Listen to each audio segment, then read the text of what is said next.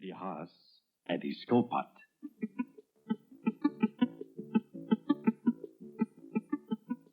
Haas lag altyd vir skilpad omdat hy so stadig is. Jy beweeg omtrent nie, sê hy. Jy's 'n regte ou haarmansdrup.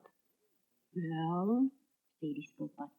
Ek kan miskien stadig wees, maar ek kom altyd op die ou en daar. Wag 'n bietjie. Ek het 'n plan. Kom ons jaag Riesie. Jy maak seker grappies jou verdraaipous. Snou Haas hom af. Maar as jy regtig wil. Kort daarna, op 'n warm sonnige dag, kom al die diere na die wedren kyk. Mol lig sy vlag en sê: "Op julle merke, wees gereed, gaan!" Haas jag so vinnig weg dat hy skilpad in 'n stofwolkklad agterby. Toe begin skilpad beweeg.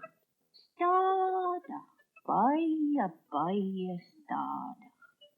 Haas is nie eens meer te sien nie. "Dis hopeloos," sê die sprinkane. "Watter kans het die arme skilpad?" "So 'n dom skilpad," dink Haas en kyk terug. "Ek kan eenvoudig nie verloor nie. Hoekom lê en rus ek nie 'n bietjie nie?" Toe gaan lê hy langs die pad onder 'n boom en spoedig is hy vas aan die slaap.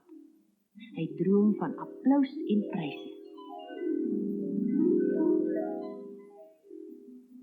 Daar die hele oggend beweeg skilpad stadig oor die baan.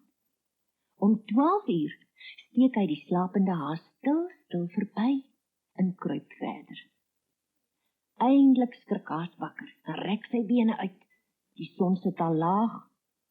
Toe hy in die pad afkyk, lag hy. Daar's nog geen teken van daardie lawwe skilpad nie, dink hy, en hy spring weg. Hy's vas van plan om nou sy prys by die wenpaal te gaan haal.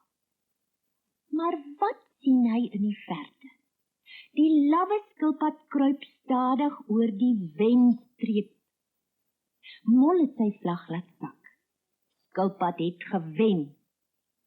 Haas is nog ver, maar hy kan die diere hoor juig en klap. Dis nie billik nie, kla Haas. Jy het gekil. Almal weet ek ry baie vinniger as jy. Dis waar, sê skilpad en kyk oor sy skouer. Maar ek het jou mos gesê, ek kom altyd op die ou en daar. Jy weet tog, stadig maar seker wen dikwels die beker.